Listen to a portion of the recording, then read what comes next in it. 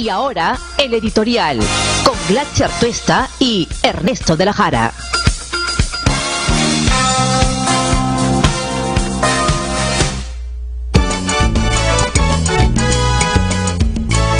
Han habido ayer algunos pronunciamientos del todo importantes, Ernesto, que tienen que ver y están relacionados con lo que va a suceder, esperemos dentro de poco, en Uruguay, y es que se tiene que decidir sobre la situación del expresidente Alan García, que, como ustedes saben, está en este momento en la casa del embajador uruguayo en Lima, aquí en el Perú, y que está esperando le respondan sobre el pedido de asilo que ha hecho. Él arguye y ha vuelto a reiterar persecución política con argumentos, la verdad, bastante mentirosos, porque ninguno de los que esgrime configuran o pueden constituir persecución alguna, pero los pronunciamientos de ayer han sido muy significativos. Si bien es cierto, se conoce de la cercanía y la amistad del presidente Tabaré Vázquez con el expresidente Alan García, la vicepresidenta de Uruguay, Lucía Topolansky, ha dicho que lo que se tiene que hacer es una decisión prolija, sumamente fundamentada, y además ha mencionado explícitamente, y lo pone el diario El Correo en su portada, no es cuestión de ser amigo o no, esto en clara alusión a la amistad que tiene el señor Alan García con Tabaré Vázquez. Esa es, me parece, una afirmación o un punto de vista muy relevante, es la vicepresidenta de Uruguay, pero también se ha pronunciado José Pepe Mujica, el expresidente uruguayo, y ha dicho que, si bien es cierto hay una tradición de dar el indulto y no se puede rehuir al pedido, lo que ha dicho tiene que resultar, después de una evaluación, es tener un soporte y un argumento estrictamente jurídico, y esto se condice con lo dicho por la vicepresidenta, que no hay amistad que valga, dice, para otorgar una figura tan importante, es verdad, tan usada en Uruguay, pero para fines muy concretos y que tenían claramente que ver con persecuciones que se podían rápidamente constatar. No es el caso de Alan García, que en realidad lo que está haciendo es tratar de huir de la justicia. Ernesto. Sí, yo creo, como conversábamos, Glatzer, que la cosa se está moviendo, ¿no? Porque inicialmente como que a todos nos agarró, digamos, de sorpresa, y hubo un poco la reacción a nivel nacional y a nivel también internacional, como que ya era un hecho consumado. Es decir, hay una convención de asilo, es el Estado el que se le ha solicitado, el que califica unilateralmente, y el Perú está obligado a dar el salvoconducto. Creo, dejemos, ¿no?, era la frase, que actúe el derecho internacional, cuando no, así como ocurre a nivel nacional, internacional también tú tienes que pelear las cosas. Sin duda. Entonces, tú tienes que agarrar y demostrar que aquí no hay persecución política, como es evidente y es ridículo más bien decirlo. Entonces las cosas han ido cambiando, ¿no es cierto? Y creo que hay que moverse en ese sentido. Por ejemplo, ayer escuchaba al ex primer ministro Solari decir que efectivamente Uruguay era un país de tradición frente al asilo, pero que a él había tocado enfrentar la solicitud de asilos de dos ministros fujimoristas en el año 2000, y que Uruguay se los había rechazado. Se los había rechazado, fue claro. Y no hay que decir, y en todo caso esto no significa que habrían malas relaciones entre Uruguay y Perú. No, un momentito, hay que decir, sí, esto significaría, por supuesto, que Uruguay está atentando contra la lucha anticorrupción en el Perú, porque ante una situación evidente que no hay persecución, le está dando la razón, por razones extralegales, al presidente García. Lo que quiero decir, hay que moverse en esa línea, tiene que haber una protesta acá en el Perú, en Uruguay, a nivel de la comunidad internacional, que no se puede distorsionar una figura como es el asilo, tan importante para fines personales, para salvarse de una investigación vinculada a una cosa tan grave como la corrupción, y frente a hechos tan concretos como los que ha descubierto IDL, la Fiscalía también, e IDL Reporteros, como vamos a conversar después con Gustavo. Ahora, justamente siendo Uruguay un partido con una larguísima tradición de otorgar indultos, lo que tiene que hacer es ser sumamente cuidadoso, mucho más cuidadoso todavía, para salvaguardar, para resguardar esta figura y no distorsionarla, porque además lo que va a terminar sucediendo, si es que le dan asilo a Alan García, no solo va a tener que ver con su propia situación, sino en ese espejo se van a ver otros corruptos en el Perú, y esto sí puede significar un golpe muy severo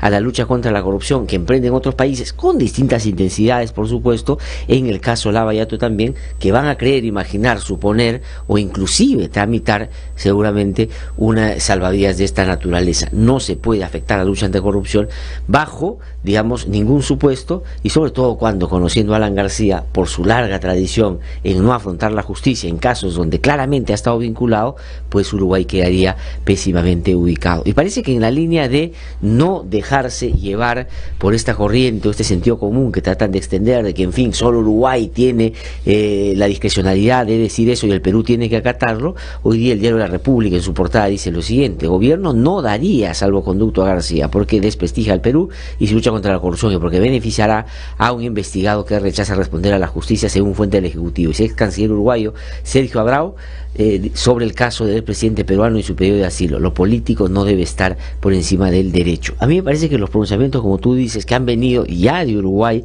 un poco con la cabeza fría, han ido en el sentido correcto, que aquí tiene que haber una ponderación, una evaluación seria sobre el caso concreto y una valoración sobre todo lo que está pasando en el Perú, que ha sido rescatado en otros países como un nuevo momento que justamente procura una lucha de corrupción y además trata de hacer algunas reformas en el ámbito judicial y político, que son de repente las dos vertientes de esta oleada de corrupción que hemos vivido en los últimos tiempos, y eso me parece que es importante. Pero sobre todo, yo creo que al evaluar no solo hay que mirar el Tratado de Caracas del 54 o mirar la trayectoria y la tradición de Uruguay en estos temas, sino claramente la situación de Alan García. Y ayer, me parece, en la carta que vuelve a enviar a Tabaré Vázquez, da cuenta de la manera mentirosa como quiere generar un escenario que no corresponde, diciendo cosas que, por supuesto, por decirlo menos, son inexactas. Por ejemplo, solamente voy a leer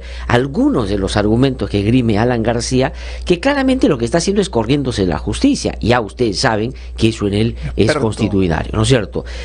Miren ustedes, dice: ¿cómo es fácil etiquetar de corrupta a una persona difundiendo y repitiendo rumores? Dice, para lograr reacciones emocionales. Creo necesario recordar hechos que no conocen que se conocen y se olvidan. Dice, primero, en el año 2013, dice, el señor fiscal de la Nación, doctor Antonio Peláez Bardales, máxima autoridad del Ministerio Público, inició una investigación. Dice que hizo unos esfuerzos notables y al final determinó que no había ningún enriquecimiento ilícito. Estamos hablando de José Antonio Peláez Bardales, una persona muy cercana a Lapra, hermano del Mundo Peláez Bardales, quien tuvo que ver con su elección y que está directa y estrechamente vinculado a Alan García.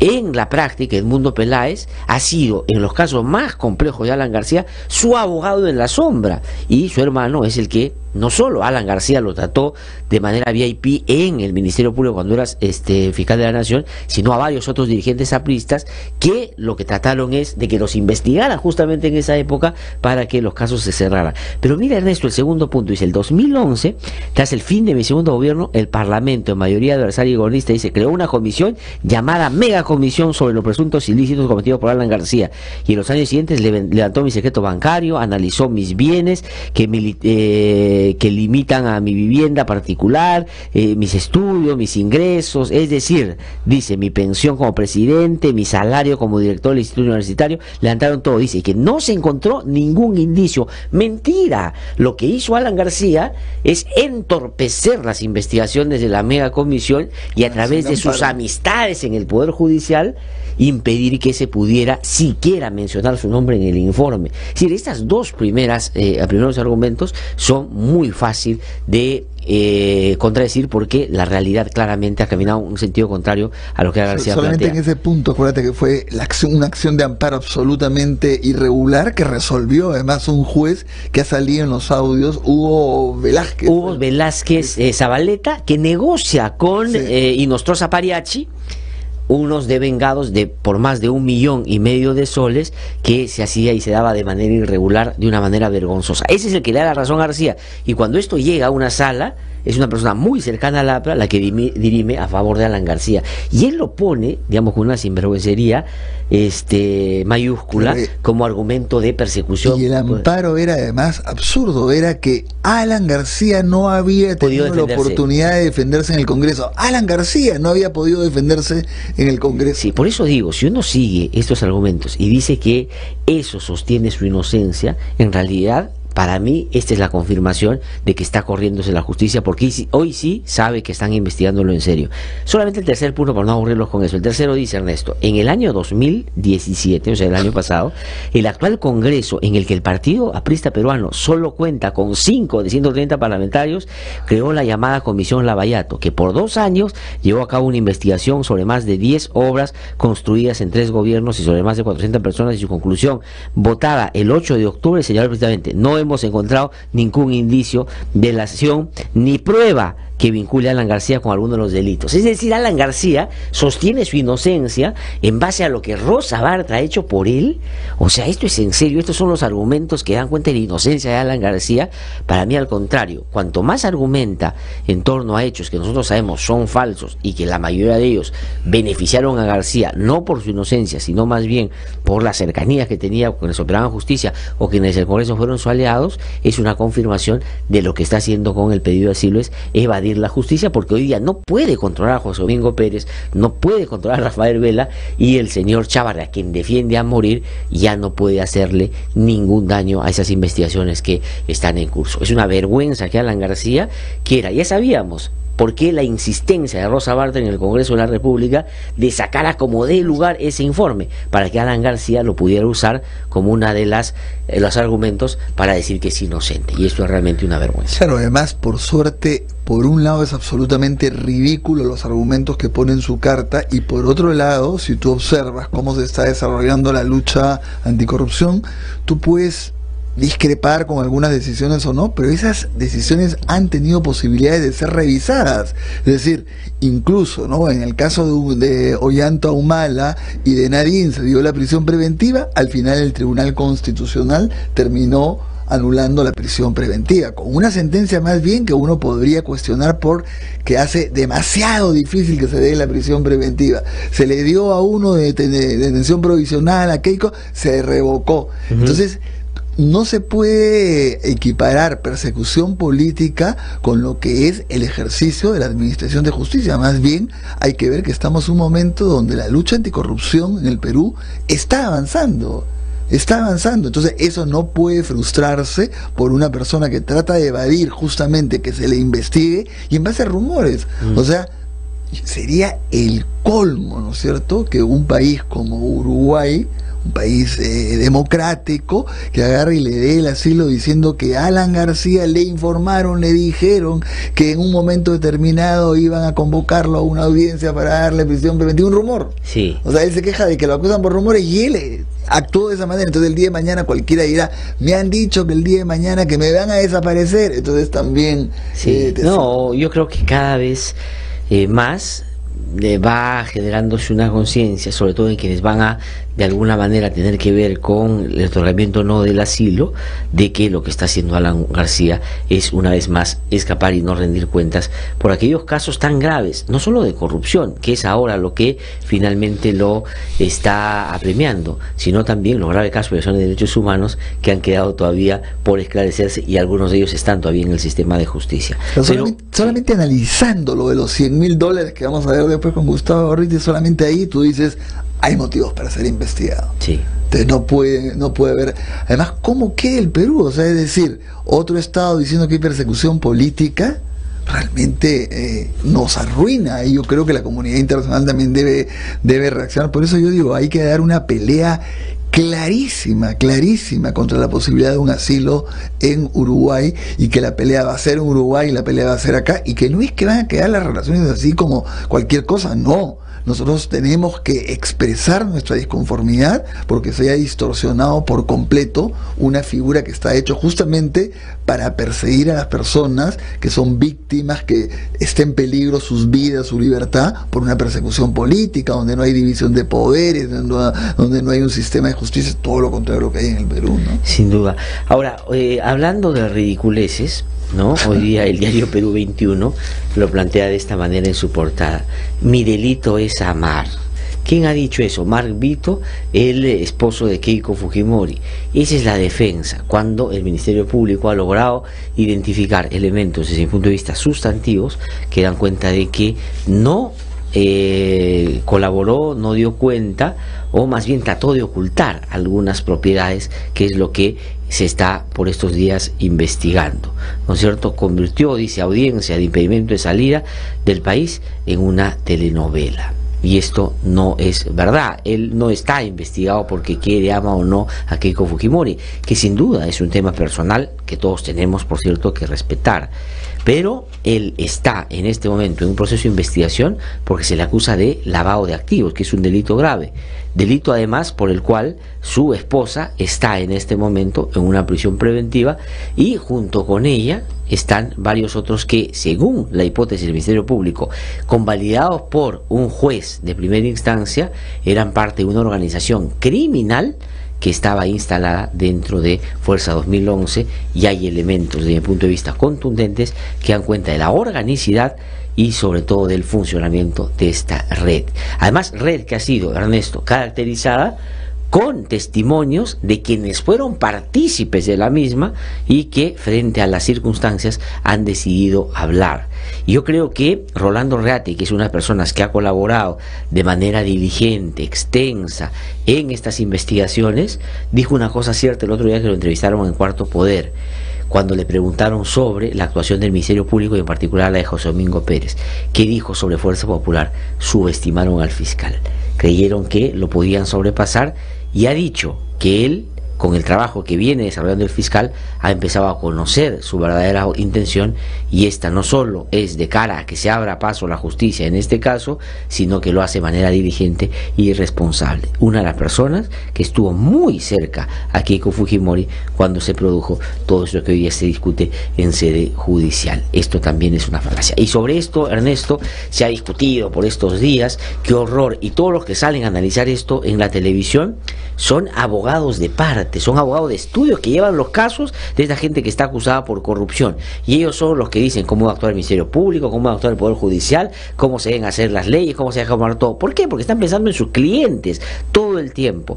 Por estos días salieron a decir qué horror, se ha roto un principio básico del Estado de Derecho. José Domingo Pérez se ha metido en un estudio de abogados y por lo tanto aquí se está afectando el derecho a la defensa, que es un derecho fundamental en un debido proceso. Pues hoy día el diario de la República da cuenta del testimonio de un colaborador, de un testigo protegido y un colaborador eficaz, uno de ellos abogado, que da cuenta de cómo en el estudio Oré Guardia, que es un estudio muy conocido, que algunos dicen no tiene muchos abogados, pero tiene, digamos, parece ¿cómo se llama parece, ¿cómo se llama estos que dan cable, que se pone, ¿cómo se llama? DirecTV, ¿no? Por todos lados tiene satélites. Entonces tiene una serie de abogados que trabajan para el estudio. ¿Y qué cosa es lo que ha podido, digamos, identificar José Domingo Pérez en su investigación?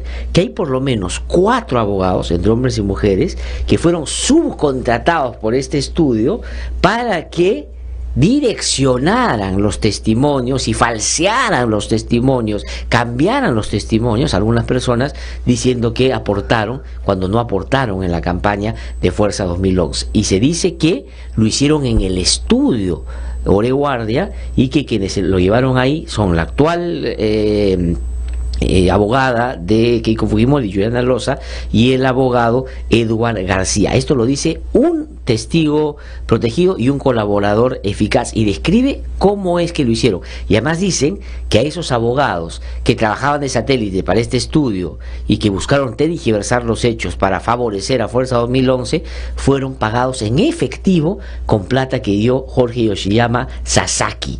Es decir, con plata que no querían circular formalmente para no determinar que estos abogados estaban coordinando con este estudio. Eso es lo que ha ido a buscar el señor José Domingo Pérez, y me parece que es legítimo, porque eso no es un derecho del abogado. O sea, los abogados no tienen el derecho de buscar falsear testimonio. Eso es un delito y si es que se determina, pues ellos tienen que pagar por ello. Claro, es obvio que el allanamiento de los estudios de abogados pues no puede ser una medida permanente de todos los días, tiene que ser una medida excepcional, extrema, pero a la vez no hay ninguna norma que excluya la posibilidad de determinadas restricciones de derechos, no hay ninguna. ¿Por qué? Porque una cosa es guardar el secreto profesional, el derecho de defensa universal, es decir, muchos abogados y estudios de abogados ven casos pues absolutamente cochinos, por decirlo de alguna manera, y tienen el derecho de hacerlo, y no por eso los vas a sancionar. Sin embargo, si tú ya demuestras que dejaron de ser defensa para involucrarse con el delito, se someten a las mismas reglas. Por, no sé, ejemplos extremos, ¿cuántos abogados se han visto que defendían, pero a la vez eran parte de la organización? ¿O cuántos abogados eran los que prestaban sus cuentas para el depósito de coimas? ¿O cuántos abogados se han visto que eran los que constituían las empresas y las redes bancarias para poder solapar las coimas? Ahí no estamos hablando del derecho de defensa, estamos hablando de delitos que ha cometido esta persona. Claro, y acá hay, ¿no es cierto?, figuras de un colaborador eficaz o un testigo protegido que dice: en el estudio de Arsenio Oré pasó esto, y lo que ha sido la orden de allanamiento es una cosa muy puntual, específica, para ver absolutamente eso de ahí, sí. ¿no es cierto? Y prueba de ello es que tampoco no es que el estudio haya hecho un escándalo, ¿no es cierto? Bueno, digamos, ¿no? Porque es sabido en ese y en otros estudios que trabajan así. Ahora, uno de los testigos protegidos del colaborador, no sé cuál de los dos, es uno de los abogados. O sea, es uno de los abogados que fue convocado al estudio Oré Guardia. Por lo tanto, me parece que el estudio calladito mejor se defiende. Otra cosita que no quiero dejar de decir, yo no quería mencionar esto, pero lo voy a decir de todas maneras. El día domingo, cuando se produjo este escape de Alan García, una vez más de la justicia, se produjo un incidente lamentable que yo, por cierto, he condenado. Totalmente. Porque ha sido una agresión brutal contra Luis Alba Castro. Yo puedo ser claramente una persona que cuestiona el comportamiento de estos políticos, de una persona que se le acusa de haber recibido $200.000 de Odebrecht el año 2006, muy cercano a García, todo lo que quieran, y ustedes saben perfectamente que aquí tenemos una línea hace bastante tiempo. Pero esa agresión es injustificable y totalmente condenable. Eso lo dije el lunes que me tocó hablar sobre este tema. Pero después ha empezado a circular información que es falsa, y nosotros no hemos querido salir a desmentir porque decíamos que se quede en el marco de nuestros enemigos que quieren de alguna manera generar problemas o deslegitimar el trabajo que hacemos desde el IDL. Pero me acaban de decir que una periodista en la televisión, que es más disforzada que inteligente, ha dicho que uno de los agresores de Luis Alba Castro trabaja en el IDL. Y esto a propósito de que se dice que el señor Alexander Peña Bocher, que es una de las personas que al parecer ha agredido a Luis Alba Castro, y ayer me parece que ha pedido disculpas, ha mandado una carta pidiendo disculpas por ello, o sea, asume su responsabilidad y dice que participó de este hecho condenable desde tu punto de vista. No solo no trabaja en el IDL, sino que el año 2012, y porque él es matemático, escribió un artículo en la revista IDL, que tiene más de 25 años, que se llamó Aprovechar la bonanza, y tiene que ver con asunto minero, porque parece que él trabaja en ese rubro. Pero escribió un artículo el año 2012 en nuestra revista, como han escrito un montón de gente, apristas incluidos, es decir, de todos lados. Y acusar y tratar de vincular al IDL con una persona que está metida en un problema de esta naturaleza es realmente un despropósito, queriendo o creyendo que con eso nos van a intimidar, nos van a asustar o van a deslegitimar. Cada uno habla de donde está, y esta gente que está repitiendo eso, sabemos que está en este momento desarrollando una campaña mentirosa en distintos medios y plataformas, con el claro interés de proteger a todos sus amigos, porque más o menos estos son satélites también de los Cuello Blanco del Puerto en la mayoría de los casos. Sí. ¿Tenemos que ir a una pausa? No, vamos, tú tienes un comentario para ir a la red nacional. Una cosa muy breve, pero quería sumarme, ¿no es cierto?, a la protesta, el rechazo y a la vez la solidaridad con los familiares de los dos policías, suboficiales de la policía que cayeron muertos, fueron asesinados, vamos a ir aquí, ¿no es cierto? Sumarme, porque como yo igual, ¿no? Como no vengo todos los días al programa, quiero decir que también condeno totalmente lo de Alba Castro, me parece atroz, fatal, nada justifica, e indudablemente yo también he leído esa cuestión que vinculan a Peña con el IDL por haber escrito un... No, además otros, absurdamente, Sí. y va a venir Gustavo Gorriti, no tengo por qué defender a Gustavo. Gustavo, si algo sabe defender, han dicho que es el chofer de Gustavo Gorriti. Es decir, y no sabe esta gente, como diría García, no va a repetir lo que dijo, pero digamos chofer de moto, porque Gustavo Gorriti, como hubiera dicho, él anda en moto. Bueno, en fin, son las 7:20. Quería decir los dos nombres de los suboficiales, que es José Luis Pacheco y Javier Chapi Lezameta, ¿no? Que son los dos que han muerto, que tú efectivamente te referiste, pero como yo no vengo todos los días, sí, me parece el colmo, además de la manera más absurda, porque uno vio que iba una moto con una actitud sospechosa, el otro estaba de civil, trató de ayudarlo y sin ningún problema los acribillaron. Sí. ¿No? Sí. Son las 7:27 de la mañana. Vamos a hacer nuestro recorrido por las redes, eso es posible, por el país, eso es posible gracias a la red nacional de IDL Radio. Vamos a una pausa, regresamos en un instante.